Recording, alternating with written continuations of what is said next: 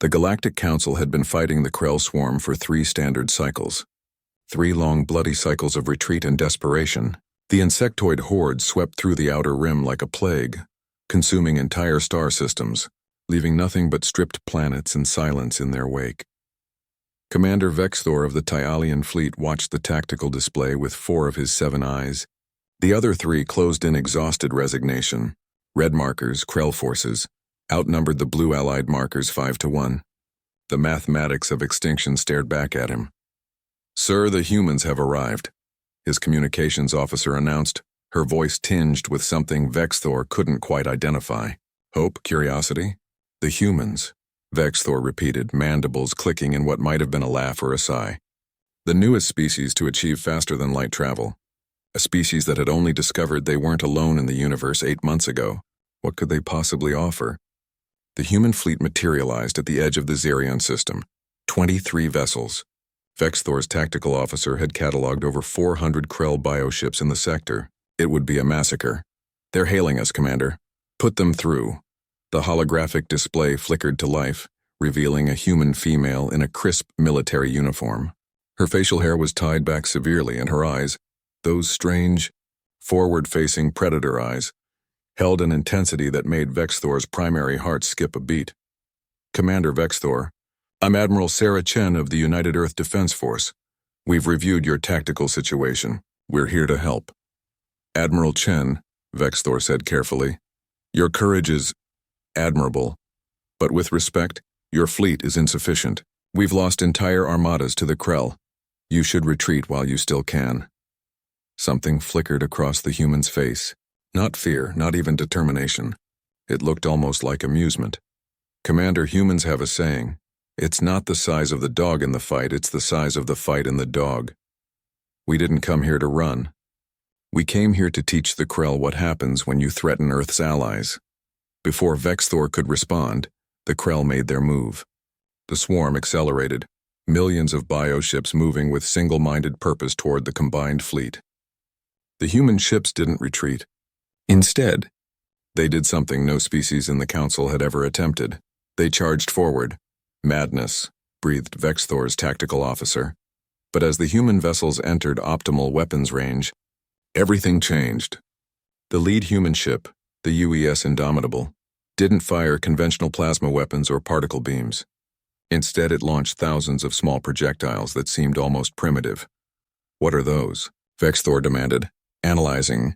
"Commander, they're using kinetic weapons, accelerated metal projectiles, and something else, nuclear warheads." "Nuclear?" Vexthor felt his blood chill. "Those are barbaric, outlawed by the Council for—" "The humans never signed those accords," his officer interrupted. The first wave of human ordnance hit the Krell formation, and space erupted in brilliant flashes. Kinetic rounds tore through bioships with brutal efficiency. Nuclear detonations vaporized entire clusters of Krell fighters. The pristine, calculated warfare of the galactic races gave way to something primal and terrifying. The humans fought like their homeworld fought, with no regard for convention, no respect for the civilized rules of engagement. They used chemical accelerants, electromagnetic pulses, even weaponized debris fields. One human destroyer deliberately rammed a Krell carrier at relativistic speeds, sacrificing itself to obliterate an entire wing of the swarm. "They're insane," someone whispered on the bridge. But Vexthor watched the tactical display transform. The red markers began to thin. The Krell, for the first time in 3 cycles, were retreating, not from superior numbers or technology, but from sheer, unrelenting aggression. Admiral Chen's voice crackled through the comm. "All Allied vessels advance on our position. We're pushing through to their command cluster." "Admiral," Vexthor found himself saying, "your losses are acceptable." She cut him off. "We don't surrender territory. We don't retreat. We win or we die trying. That's the human way."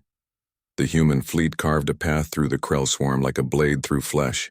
Their ships bled atmosphere, sparked with damage, but never stopped moving forward. One human frigate, its hull split open to vacuum, continued firing until its reactor finally detonated. Taking 17 Krell ships with it, Vexthor realized, with a mixture of horror and awe, that he was watching evolution in action. Not biological evolution, but tactical.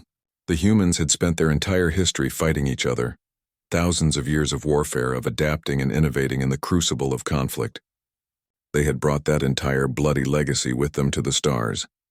When the Krell finally broke and scattered, fleeing the system in disarray, Vexthor's bridge crew erupted in shocked celebration.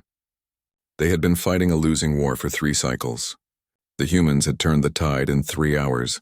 Admiral Chen appeared on the display again, her uniform scorched, a cut bleeding across her forehead. "Commander Vexthor, the system is secure. What are your orders?" Vexthor looked at this human, this representative of a species that should have been decades away from participating in galactic conflicts, and felt something shift in his understanding of the universe. "Admiral Chen, I believe my orders should be to follow your lead. How soon can your fleet be ready to advance to the next system?" The human smiled, that peculiar baring of teeth that their species use to express joy or aggression, sometimes both. "Give us 6 hours to rearm and patch our hulls, then we hunt." As the connection ended, Vexthor's tactical officer approached, his voice quiet with reverence. "Commander, everything has changed." "Yes," Vexthor agreed, watching the human ships regroup, battered but unbroken. Everything shifted the moment humans joined the war. The Krell wanted to fight. The humans just taught them the difference between fighting and war. In the void of space, the human vessels moved among the debris, recovering their dead and preparing for the next battle. They had arrived as the galaxy's newest children. They would leave as its most terrifying warriors. The Krell swarm had no idea what was coming for them. But they would learn. Humanity had joined the war, and humanity didn't know how to lose.